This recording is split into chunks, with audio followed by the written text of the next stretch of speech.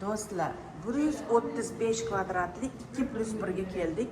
140.000 yevro turar ekan bu. 12 oyga muddatli to'lov bor. Kattaligini qaranglar, mana hol bu. Holni ko'rasizlar, men hali kirmadim xonadonga. Mana kirib, hozir eshikni yopib, men sizlarga bu yoqdan ko'rsataman. Holni kattaligini ko'rasizlar. Mana hol. Bu yoqda xonalarimiz. Men oshxona, mehmonxona qismiga ketdim. Qaranglar, qanaqa katta oshxona. Ko'rasizlarmi? Toqqa qaragan taraf. Bu toqqa qaraydi. Qani eshityapsizlarmi? 140.000 yevro. 12 oy muddatli to'lov bor. Balkonga chiqmayman do'stlar, chunki qurilish aktivni ketyapti, qo'rqaman. Bosh mashinaga nimadir tushib ketmasin. Axir uyimda 4 ta farzandim meni kutyapti.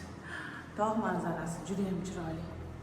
Qaranglar, qanaqa chiroyli lolalar bo'ladi bu yerda. Juda ham katta kvartira ekan. Ketdik, qolgan xonalarni ko'ramiz.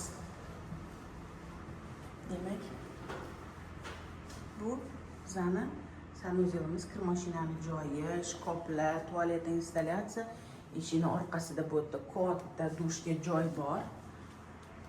Demak, bu yoqdan sekin qayilib bolalar xonasiga kiramiz.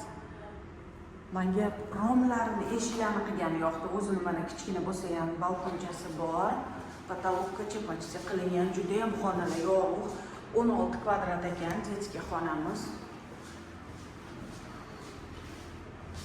135 kvadrat. 2+1 xonadon. Do'stlar, bu ota-onalarning yotoqxonasi.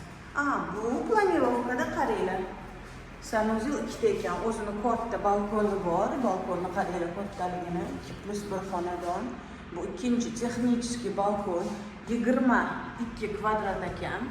Yotoqxona, juda ham katta yotoqxona. O'zini garderobi bor, tayyor, qurilish kompaniyasidan. Mana shu ko'rinishda garderobni olasizlar va kattagina sanuzeli bor. Mana burchakka dushovoy kabina, mana ko'ryapsizlar o'zingizlar, bu yoqqa tualet installyatsiya tushadi do'stlar.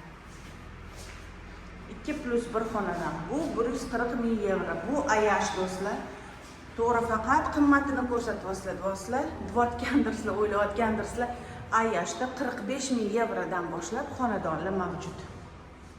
Albatta, unaqa budjetli xonadonlarni ham ko'rsatamiz.